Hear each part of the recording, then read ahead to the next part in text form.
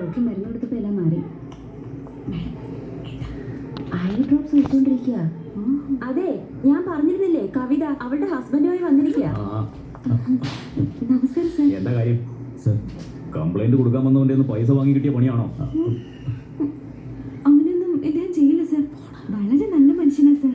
അങ്ങനെയൊക്കെ പറയുള്ളൂ. പിന്നെന്തിനാ സസ്പെൻഡ് ചെയ്യുന്നേ? എന്താണോ പറയാനുള്ളത് അതൊരു പേപ്പറിൽ എഴുതി വെച്ചിട്ട് പോയിക്കോ. എന്നെ കൊണ്ട് പറ്റുന്നത് ഞാൻ ചെയ്യാം. അതെ, എന്ത് മിണ്ടോ നിൽക്കുന്നത്? അദ്ദേഹത്തോട് നിങ്ങൾ സംസാരിക്കേ.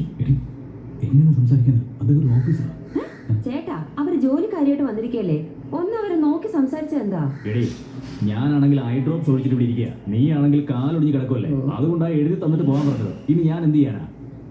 എന്നാ ശരി സർ, ഞങ്ങൾ എഴുതി തന്നിട്ട് പോയേക്കാം. Thank you. എന്നാ ഇറങ്ങും. ഹലോ, ഒരു മിനിറ്റ്.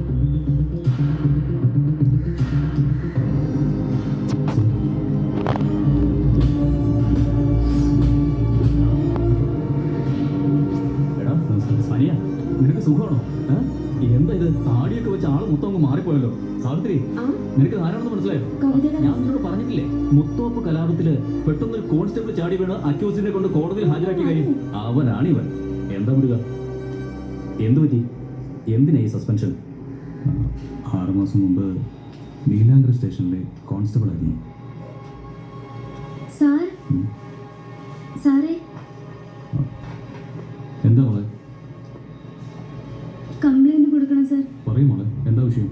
എന്റെ പേര് പവിത്ര എന്നാ സാർ. ഒരു പയ്യൻ എന്നെ പ്രേമിക്കുന്നു എന്ന് പറഞ്ഞ് ദിവസവും എന്നെ ടോർച്ചർ ചെയ്യുവാണ് സാർ.